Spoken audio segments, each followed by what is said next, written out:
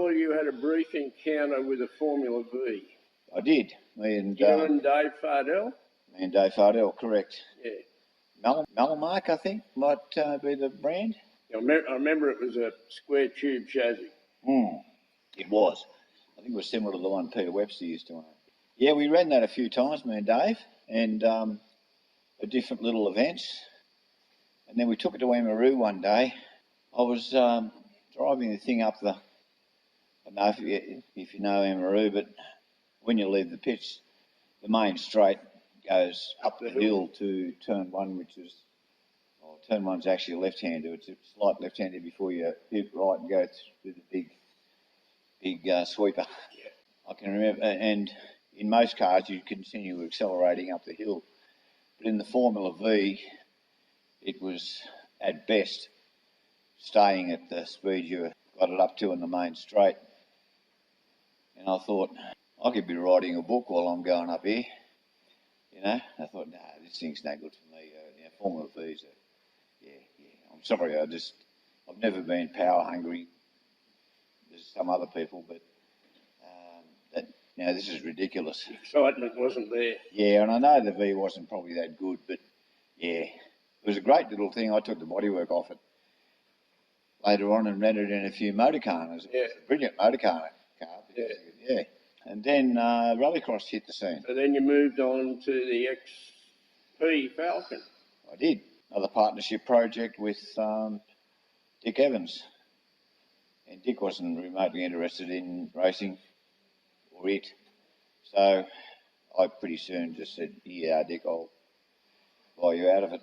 But, not after we'd given it a really, really, really good paint job, you know. Yeah, it was. It looked really good. Yeah. And far too good for a rallycross car, I think. Nevertheless, lightened it considerably and had different iterations of Falcon engines in it. Probably not my type of car, but it was something that could get me into some form of motorsport, and at least it was half pitching. And at the same time, I was doing some rallies. That was in a little Mini Cooper. I had various Mini Coopers and Mini Cooper S's and things like that, and I did quite a few rallies. But the expense of building a car and running it at these events at Catalina and a couple at Tawick, I had to sort of curtail a bit of me rally stuff. Yeah. I used to enjoy the rally stuff though. And who did you do most of your rally with? Dave, I think Dave Fardell might have navigated. It was not that easy to get a navigator in those days, so I tended to swap seats and be a navigator. I can remember being a navigator to one bloke, and I won't mention his name. It's a fast car, and we were in a rally around Dubbo in through the forest and so on and so forth, and there was a lot of gate opening and closing in that section, you know. And he had 4 really good CB Oscars, Super Oscars, back in those days. They were a really good light. Yeah. And you could see for miles. Yeah. And good headlights as well. Of course, the go was, as a navigator, you'd come up to this. I was having done all your notes, because these were, of course, heavy navigation rallies. You'd come up to the gate. I'd have my belts off. I'd be out of the car as we were pulling up. I'd open the gate. He'd go through. I'd close the gate, because we didn't want to make it easier for the competitor behind us, of course. Yep. I'd buckle up and away we'd go, grab your notes, and away we'd go to the next one. He was the sort of guy who, what we used to do, we'd be given the first corner, second corner, and work out off the map whether it was a hard left or a soft left, or so a good navigator, which I class myself as probably being a good navigator, used to get it to the stage where you could say, okay, it's coming up. If you had a good holder, which is, told you how many miles you'd done into the section, you'd be able to work out and say, okay, there's a corner coming up at 3.4 miles, yeah? So I'd give him 100 yards call up. Yeah, count it down. 100 yards or whatever. And he used to get upset with the 100 yards, not far enough, he'd reckon. Okay. So I started calling him at 300 yards. And of course, what he'd do, he'd put his foot in the brake at 300 yards, regardless of whether it was a slight bend or whatever.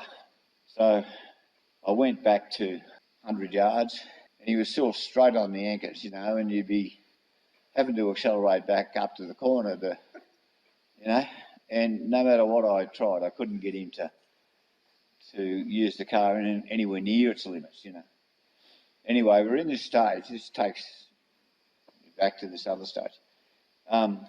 We're back to the stage where we're opening gates and so on and so forth. And he's complaining about these lights, and I'm saying to him, don't worry, it's fine. We'll clean them at the end of the stage. So anyway, one of these gates, we skidded to a halt. I've got out, opened the gate.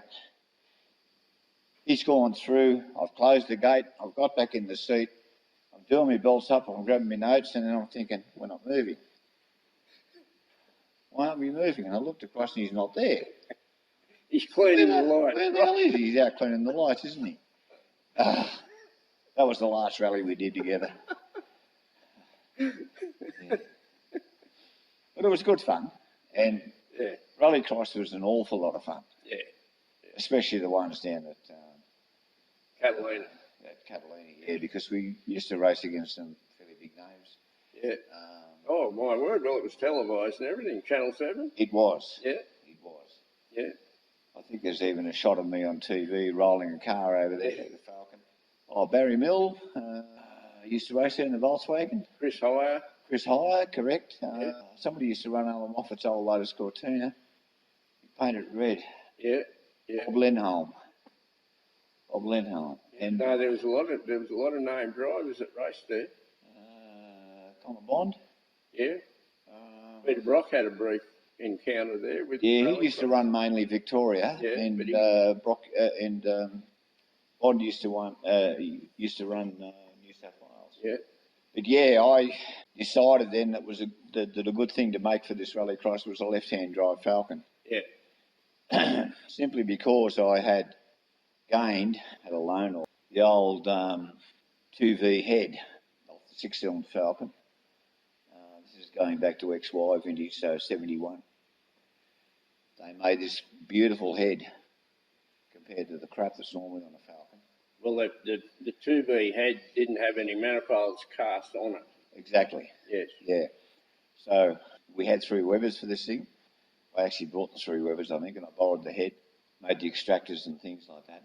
And then we thought, well, I want to set the engine back. Well, if I set the engine back, like most of them did, and it made sense because we needed to get the weight over the back wheels where we needed the traction. Anyway, I decided that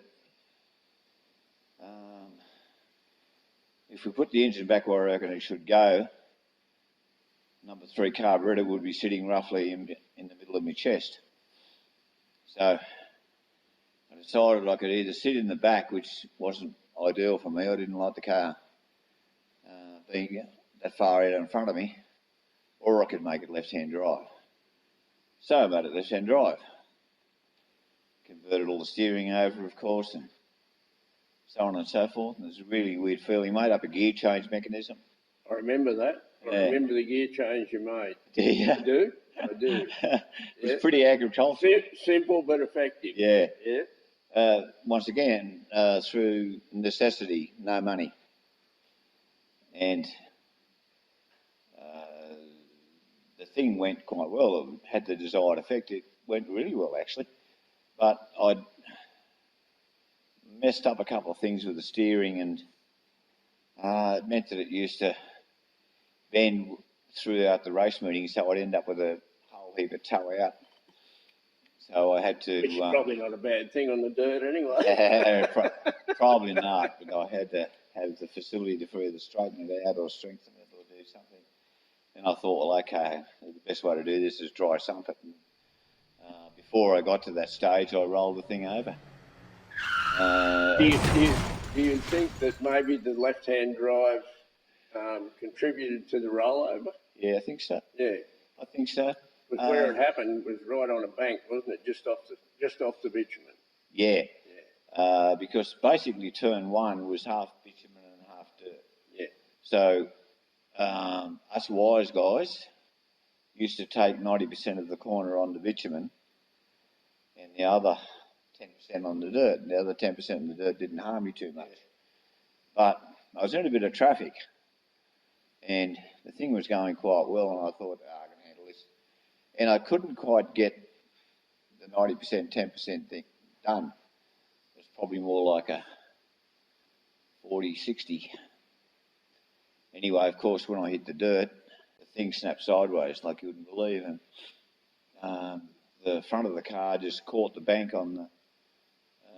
So if anybody who knows Catalunya, you come out of the tunnel and you come past the start-finish grid, and not long after that you start to bend up to your right, where I think Bob Jane rolled the Mustang over the fence there, similar to what Bill Brown did at Bathurst with the Hogue. That's where we took off to the left and down inside for the dirt section. And like I said, it was half bitumen, half dirt. Yeah, like I said, it snapped sideways. I've caught the front of the car on the bank on the outside, and that's just put me into a barrel roll. It must have spun about 10 times. That was the end of the Falcon. It was the end of the Falcon. I was always good on the straight bits. The wiggly bits always upset me a bit. Okay. Do we move on from there to your next foray, which was in the go-kart? A bit more rallying, etc., etc. But basically,